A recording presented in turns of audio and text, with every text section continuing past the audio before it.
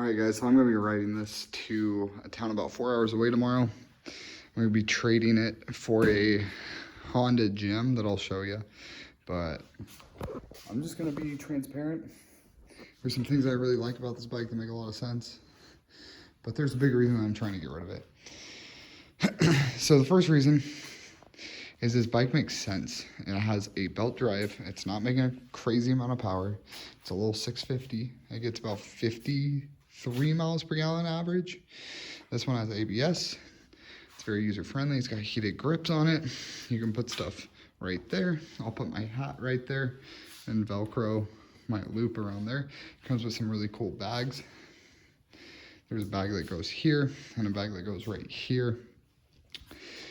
It has a different seat. The tires I put on are super sticky, so this bike can get down. And those are all the positives, right? It's a great little machine. If you're new to bikes, balancing on this bike, phenomenal. You can just stand on the bike. It's got a tail tuck on it already to make it look all good.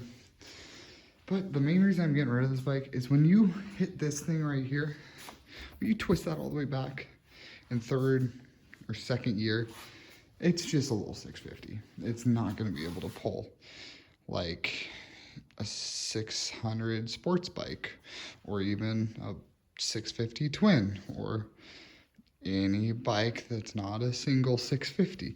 It's very competitive for being a single cylinder 650. I've had a KLR 650 and I had the GS 650. This is the F650CS. It was made for a few years, designed to attract the millennial crowd, and it had the whole intention of giving BMW a younger riding demographic, like what Harley Davidson's doing with the Livewire currently.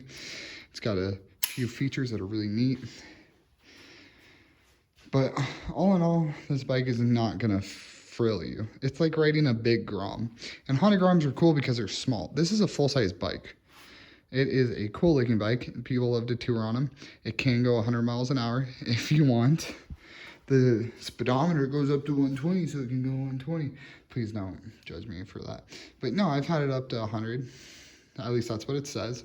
Speedometer feels to be a little bit off when traffic is blowing by you, but maybe people just drive super fast. It's a 5-speed transmission, 650, ABS, awesome bike. But there's just no frills. It's probably the best beginner bike that you can get. It really is. It beats KLRs because the seat height is lower. It beats 650s because it's more planted and more stable. It gives you more of a street bike feel versus that dirt bike feel. So that's my 2 cents on this bike. I have loved it. I've put about 1,000 miles on it and done some good trips around Idaho here. And I'm just looking for the next gym. I'm a fan of it. I'm not upset with it. But riding this bike is like eating oatmeal unflavored every day. There's no frills. There's no second gear oopsie willies. It just does what it does. Has it ever failed to start? No. Have I had any issues with it at all? No. And that's great. I've enjoyed that. And I feel that I will keep doing that for the next owner. Like I said, I'm trading it. So I have a 4-hour ride on this bike tomorrow. I'm gonna be making a video on that whole trek and what I trade it for. Is this the last 650 BMW that I have? No. Do I love the way this bike looks in my garage? Yes. But I just don't enjoy riding it.